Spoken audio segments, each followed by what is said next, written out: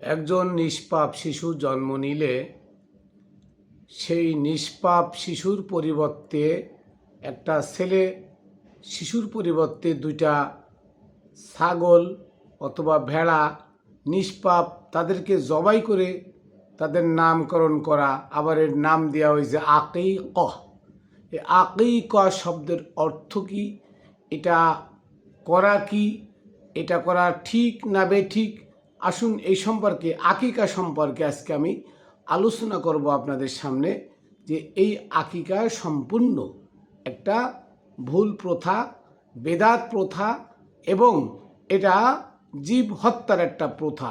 এই প্রথা হচ্ছে মোল্লাদের বানানো, মন গড়া, এর কোনো দলিল প্রমাণ কোথাও নাই।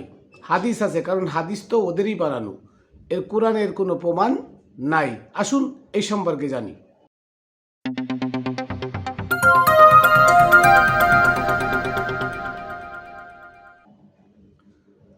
বিসমিল্লাহির রহমানির রহিম। আলহামদুলিল্লাহি রাব্বিল আলামিন, ওয়াসসালাতু ওয়াসসালামু আলা সাইয়্যিদিল মুরসালিন ওয়া আলিহি আজমাইন। আমি সর্বপ্রথম সালাম ও কদমবুসি প্রেরণ করি আকায় নামজাদ তাজেদার মদিনা মোহাম্মদ মুস্তফা আহমদ মুস্তফা, কুল কায়নাতের বাদশাহ, প্রিয় নবী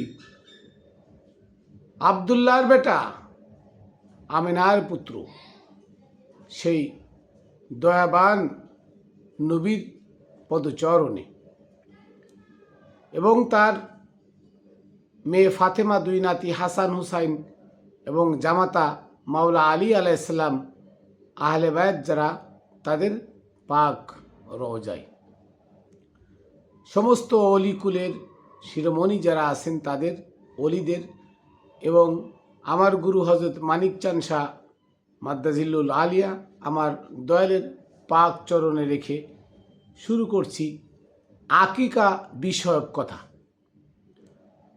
যে আমাদের ভিতরে একটা প্রচলন আছে, সেটা হলো বাচ্চা হইলে মোল্লারা ফতোয়া দেয়, যেটা ছেলে বাচ্চা হলে 7 দিনের দিন তার নামের 2টা ছাগল জবাই করে সেই ছাগলের মাংস পুরোটায় খাইয়ে ফেলতে পারবেন, অথবা পুরোটা বিলাই দিতে পারবেন। এটা দিয়ে তার নাম রাখতে হবে এবং তার ভবিষ্যৎ, সুদূর ভবিষ্যৎ ভালো কামনা করতে হবে এই ছাগল জবাই দিয়ে। গরু হলে একটা, ছেলে সন্তানের জন্য ছাগল হলে 2টা। আর এমন আছে 7টা ছেলে, একটা গরু 7টার নামে দিতে পারবেন। এই ফতোয়া, এই মশলা ওরা কোথায় পেল? হ্যাঁ, আপনারা বলবেন এটা হাদিসে আছে। হাদিসে আছে তো হাদিসে তো থাকবে। কোরআনে বলে আবু বকর ওমর উসমান মুনাফিক, আর হাদিসে বলে তারা জান্নাতি, আশারায়ে মুবাশশারা। কথাগুলো তো হাদিসে থাকবেই, কারণ কোরআনের বিপরীতে হাদিস খাড়া করা হয়েছে। কোরআন মানলে আপনার নবীর আনুগত্য করতে হয়, পীরের আনুগত্য করতে হয়, ওলি মুর্শিদের আনুগত্য করতে হয়, আর হাদিস মানলে আল্লাহর ইবাদত করতে হয়। তা হাদিসে তো থাকবেই। হাদিসে আছে আবু বকর ওমর উসমান তারা আশারায়ে মুবাশশারা, জান্নাতি সাহাবী, দুনিয়া থেকে সুসংবাদ প্রাপ্ত। আর কোরআনে আছে তারা নাফরমান, তারা জাহান্নামী। কোনটা মানবেন? তো ঠিক এই আকিকার বর্ণনাটা হাদিসেই এভাবে দিয়ে আছে। হাদিস মানবেন জাহান্নামে যাবেন, হাদিস ছেড়ে দিবেন সুপথ প্রাপ্ত হবেন। একটা জিনিস আপনারা ভাবেন, যে এই মোল্লা মুন্সিরা এরা কিন্তু হিংস্র জানোয়ার। এরা কি হিংস্র জানোয়ার? আপনাদের কোমলমতি বাচ্চাগুলো যে মাদ্রাসায় পড়ানো হয়, আমরা অনেক ভিডিও দেখেছি, সিসিটিভিতে ভিডিওগুলো ধরা, সিসিটিভিতে, যে তারা ছোটো ছোটো বাচ্চা, 7-8 বছরের, 9 বছরের বাচ্চা, এতিম, অসহায়, এই বাচ্চাদেরকে এমনভাবে অত্যাচার করে, আছাড় দেয়, বাচ্চা জায়গায় মারা গেছে। তাহলে এরা কত বড় নমরুদ, কত বড় ফিরাউন, কত বড় হামান, কত বড় কারুন। এরা হজরত নবী ইব্রাহিমকে নমরুদে আগুনে ফেলাইছিল, ছোট বাচ্চা, তাকে আগুনে ফেলাই দিল। তাহলে নির্দয় নিঠুর না হলে এমন কাজ করতে পারে? এরা সেই নমরুদের চেয়েও কঠিন, জঘন্য। এদের কাছে পশু হত্যা কোনো ব্যাপারই না। আর এই ফতোয়া কেন দেয়? এই ফতোয়া দেয় পশু হত্যা করলে পেট ভরে খাইতে পারবো, একটু মাংস টাংস পাইব। কিন্তু আসলে আপনারা একটু জিনিস চিন্তা করেন, যে আপনার অনেক সাধনার পর 2টা বাচ্চা হইল বা একটা বাচ্চা হইল। এমন আছে 17 বছর 18 বছর পর্যন্ত বিয়ে করেছে, সন্তান হয় না। 17 বছর বিয়ে করেছে, সন্তান হয় না। মামুনুল্লাহকে পানি বড়া খাওয়াইছে, আহমদুল্লাহর পানি বড়া খাওয়াইছে, আব্দুর রাজ্জাক বিন ইউসুফের পানি বড়া খাওয়াইছে, ওই বাবুনগরীর পানি বড়া খাওয়াইছে, ওই আহমদ শফি চিরাগাংজে তার পানি বড়া এনে খাওয়াইছে, তাবলিগের আমিরের পানি বড়া খাওয়াইছে, জুবায়ের সাদের পানি বড়া খাওয়াই তারা তাবলিগ কত ঘুরছে দাঁড়ে দাঁড়ে, একটা বাচ্চা হয় নাই। আমার গুরুর ওসিলাই 17 বছর পরে একটা সুসন্তান হয়েছে, একটা সন্তান ছেলে সন্তান হয়েছে। এখন এই কোমলমতি ছেলে সন্তান নিষ্পাপ, সেই নিষ্পাপ একটা ছেলের জীবনের সুফল কামনার জন্য আরো নিষ্পাপ দুটা ছাগল আপনি জবাই করবেন? আপনি বিবেক দিয়ে ভাবেন তো, ও ছাগলেরও তো জীবন, আপনার বাচ্চারও জীবন, আপনার বাচ্চারও জীবন, ও ছাগলেরও তো জীবন। তাহলে একটা বাচ্চার জীবনের সুফল কামনার জন্য আরো 2টা নিষ্পাপ পশু হত্যা করবেন? এটা কি আমার নবী হুকুম দিতে পারে? কি করে পারে? সূরা আল ইমরানের 31 নম্বর আয়াতের দিকে লক্ষ্য করেন, সূরা আম্বিয়ার 107 নম্বর আয়াতের দিকে লক্ষ্য করেন। আমার নবীকে বলা হয়েছে, আল্লাহ বলছেন, ওমা আরসালনাকা ইল্লা রাহমাতাল লিল আলামিন, হে রাসূল, আপনাকে আমি কুল কায়নাতের যত জীব আছে, যত মাখলুক আছে, তার রহমত স্বরূপ প্রেরণ করেছি। আমার নবী রহমত স্বরূপ প্রেরণ হয়েছে, প্রত্যেকটা জীবের জন্য রহমত স্বরূপ। আর আমার নবী ছাগল নিজ হাতে হত্যা করেছে? পৃথিবী উল্টে গেলে এটা বিশ্বাস করা যায়? আর যে বিশ্বাস করে তার ঈমান থাকে না। নবী তো দূরের কথা, নবী অনেক দূরে। বর্তমান যুগের একজন কামেল অলি যে একটা পিঁপড়া পর্যন্ত মারে না। আমার গুরুকে আমি দেখেছি, রাস্তায় হাটে একটা পিঁপড়া বা একটা ডায়ফুকা সামনে পড়ছে, পাটা সেখানে দেয় না, কয় সর সর সর সর, সরে গেলে তারপরে পা দেয়। একজন আল্লাহর অলি যদি একটা পশু হত্যা না করে, তাহলে আপনার নবী, আমার নবীর নামে আপনি কি করে তোহমত লাগান? নবী ছেলে মেয়েদের নামও আকিকা করেছেন নবী, নাউজুবিল্লাহি মিন জালিক। প্রিয় বন্ধুরা, ভাইয়েরা, বোনেরা,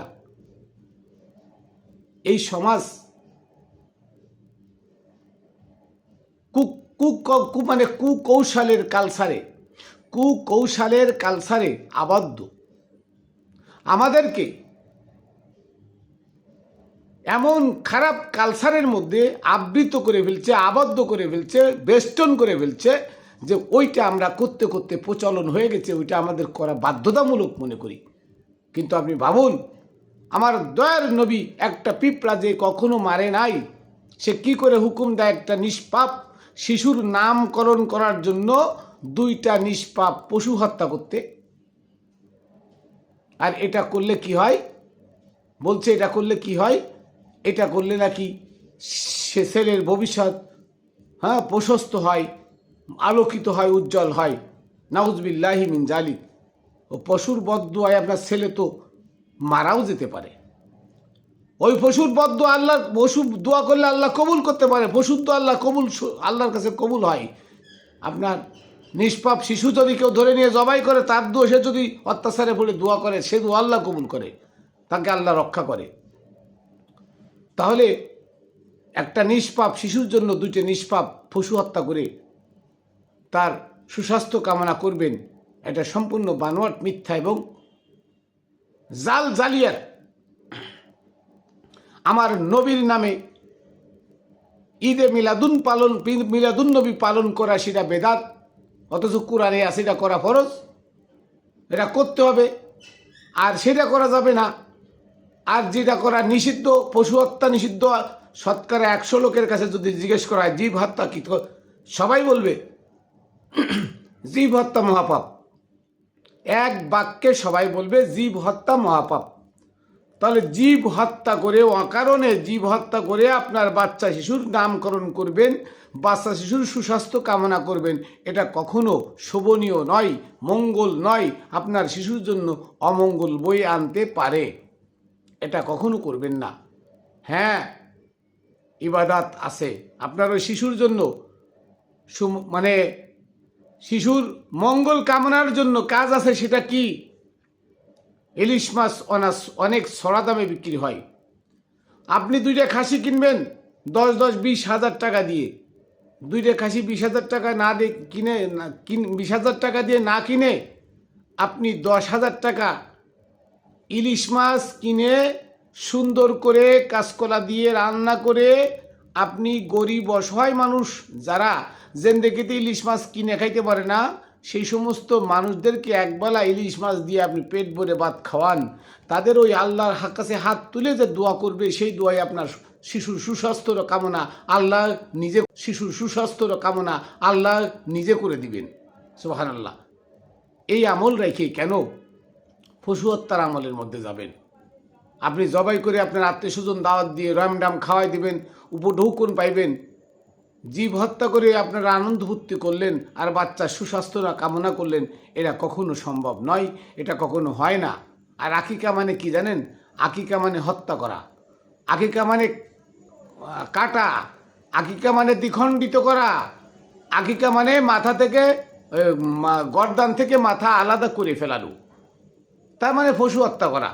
নামও দিছে ওরাম পাইছে কইছে আকিক, আইন কফ ইয়া কফ তা আকিকতুন আর কি।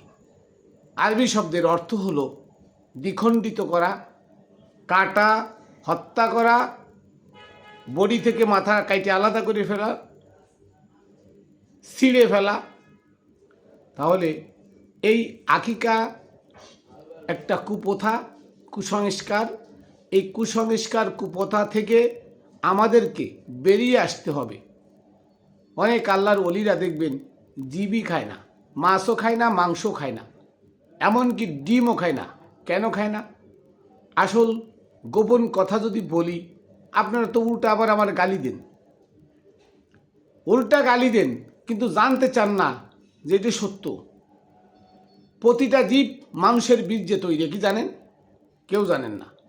প্রত্যেকটা জীব মানুষের বীর্যে তৈরি। বিজ্ঞান বলছে 1 ফুটা বীর্যের মধ্যে 20 কোটি জীবাণু থাকে, 20 কোটি জার্ম থাকে, 20 কোটি বাচ্চা হওয়ার ক্ষমতা রাখে 1 ফুটা বীর্যে।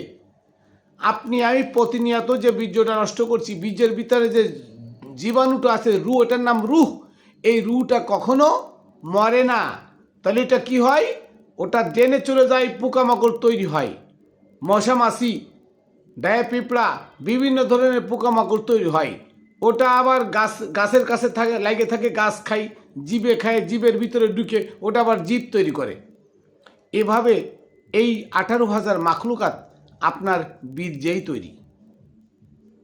এটা সাধকগণ যারা আছেন, আল্লাহর ওলি, তাদের কাছে গিয়ে জিজ্ঞেস করে দেখেন। আমার কথা নয়, আপনার কথা নয়, এর সাধকদের কথা। এ সব কিছু প্রত্যেকটা জীব মানুষের তৈরি, তাই সাধকরা জীব খায় না, জীব হত্যা করে না। আর আজকে আমরা তো খাচ্ছি, খাওয়া জায়েজ, কিন্তু খাচ্ছি কি? এই জন্য তো আমরা জীবাত্মা ত্যাগ করতে পারি না, পরমাত্মা জাগ্রত আমার মধ্যে হয় না। আমার ভিতরে জীবাত্মা আছে, জীবাত্মাকে আমরা লালিত পালিত করতেছি জীবের মাংস, জীব খাইয়ে, জীব খাচ্ছি, ওই জীব খায় জীবাত্মার আরও শক্তি বাড়তেছে, পরমাত্মাকে চাইবে রাখতেছে। আমার ভিতরে একটা পশু দিয়েছে, সে পশুর নাম জীব, ওই জীব ওটার নাম জীবাত্মা। এই জীবাত্মাকে যতক্ষণ পর্যন্ত আপনি কুরবানি না করতে পারবেন, হত্যা না করতে পারবেন, ততক্ষণ পর্যন্ত আপনার ভিতরে থাকা পরম জাগ্রত হবে না। আর পরম জাগ্রত না হলে আপনি এই দুনিয়া থেকে মুক্তি লাভ করে যেতে পারবেন না। জীবাত্মা যারা আছে সেই খারাপ কাজ করে, জীবাত্মা যারা আছে সে মিথ্যা কথা বলে, জীবাত্মা যারা আছে সে ছগলখুরি করে, জীবাত্মা যারা আছে সেই পশু হত্যা করে, জীবাত্মা যারা আছে সেই পশুর মাংস খায়, জীবাত্মা যে আছে সে পশুর উপর অত্যাচার করে, জীবাত্মা যারা আছে সে মানুষের প্রতি অত্যাচার করে, সিটারি বাটফারি সেই করে। কারণ জীবাত্মার যতক্ষণ পর্যন্ত কবর নির্বাচিত করতে না পারবেন, জীবাত্মাকে হত্যা না করতে পারবেন, ততক্ষণ পর্যন্ত আপনার ভিতরে পরমাত্মা জাগ্রত হবে না। আর এই পরমাত্মা জাগ্রত না হলে দুনিয়া আখেরাত কোনোটাই মুক্তি পাবেন না। আর মুক্তি না পাইলে আপনার লাশ কবরে পৌঁছে যাবে, কবরে পৌঁছে যাবে, থাকবে না। কোরআনের কথা। তাহলে জীবাত্মাকে যদি আমরা দমন করতে পারি, তাহলে পরমাত্মা জাগ্রত হলে পশুর প্রতি দয়া হবে। পশু হত্যা করা আমার জন্য সম্ভব নয়। আমি আজকে 15 বছর যাবৎ একটা জীবন্ত মাছ পর্যন্ত মারি নাই, একটা মুরগি পর্যন্ত জবাই করি নাই, কারণ আমার দ্বারাই জবাই সম্ভব নয়। ওরও জীবন আমারও জীবন, আমি একটা জীব হয়ে আর একটা জীবকে কি করে হত্যা করব? কাজেই আমি এর কাছেও যাই না। হ্যাঁ, মাঝে মধ্যে খাই, কিন্তু ওর কাছে যাই না। কেন যাই না? কারণ আমি পাপী, আরেকটা জীব হত্যা করে পাপ ঘাড়ে নিব, উভয় পাপে আমাকে আঁকড়ে খাবে, আমার ফরম আর জাগ্রত হবে না, তাই আমি ওর কাছে যাই না।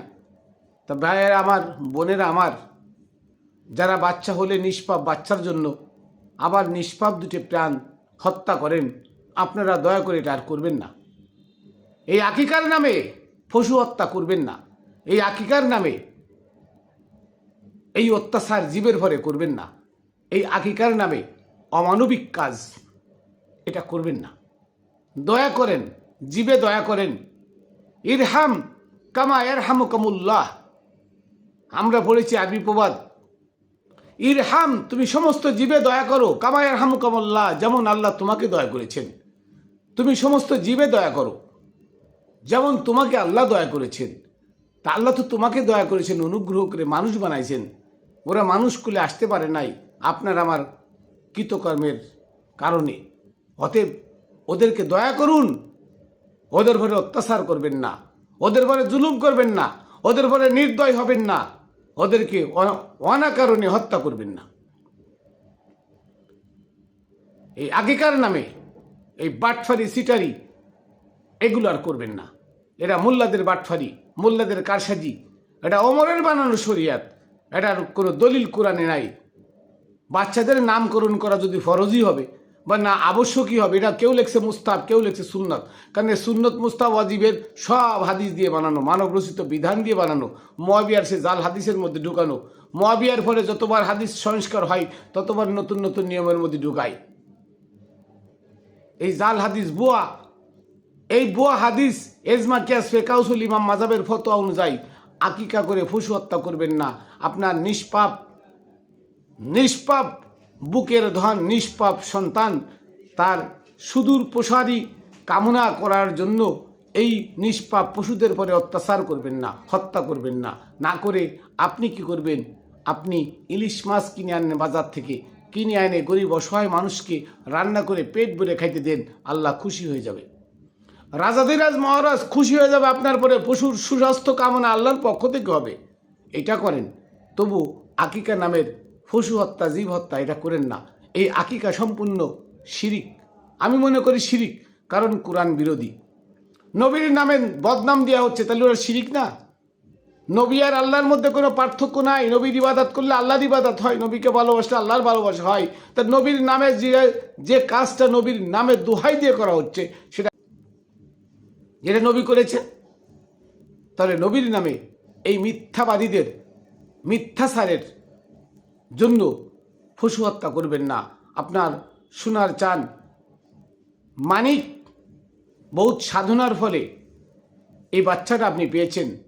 এই বাচ্চার সুস্বাস্থ্য কামনার জন্য, তার মঙ্গল কামনার জন্য, তার সুদূর ভবিষ্যতের জন্য এতিম অসহায় গরিব তাদেরকে পেট ভরে ইলিশ মাছ দিয়ে ভাত খাইতে দেন। তারা ইলিশ মাছ দিয়ে ভাত খেয়ে আপনার বাচ্চার জন্য হাত তুলে দোয়া করবে। এইটাই হচ্ছে আকিকার থেকে মহৎ কাজ। আসুন আমরা সত্যকে আঁকড়ে ধরি, কোরআনের বাইরে আমরা কোনো যাব না, কোরআনের বাইরে কোনো কাজ করব না। যদি কোরআনে থাকে করবেন, কোরআনে না থাকলে করবেন না।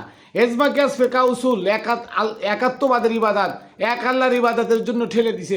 আল্লাহ বলে নাই কোথাও নবীরে বাদ দিয়ে আমার ইবাদত করো, কোথাও বলে নাই। আল্লাহ বলছে আমার নবীর আনুগত্য করো, রসুলের আনুগত্য করো। আমার ওলি মুর্শিদের আনুগত্য করলে আমার আনুগত্য হয়। আমি তাদের মধ্যে বিরাজমান, তাদের মধ্যে বিকাশিত, তাদের মধ্যে প্রকাশিত। আমার মধ্যে আর আমার ওলিদের মধ্যে কোনো পার্থক্য নাই। যদি কেউ পার্থক্য করতে চায় সে কারটা কাফের। তাহলে ওলিরা যদি এটা না করে তাহলে আপনি কেন করবেন? আপনি কেন করবেন? সূরা হজের 37 নম্বর আয়াত পড়ে দেখেন, লা ইয়ানালাল্লাহ লুহুমুহা ওয়ালা দিমাউহা ওয়ালাকিন ইয়ানালুল্লাহ তাকওয়া মিনকুম ওয়া কাযালিকা সাক্কারাহা লাকুম। স্পষ্ট আল্লাহ বলে দিলেন যে আমি প্রত্যেকটা মানুষের পরে এমন একটা পশু অধীনস্থ করে দিয়েছি যে পশুটা জবাই করলে রক্ত হয় না, মাংস হয় না। আর আল্লাহ রক্ত মাংস চায় না। আল্লাহ কি চাই? ওই পশুটা তোমরা জবাই করে তোমরা আল্লাহর নৈকট্য লাভ করো, তোমরা মুত্তাকি হও, তোমরা সুপথ প্রাপ্ত হও। সেই পশুটা জবাই করেন।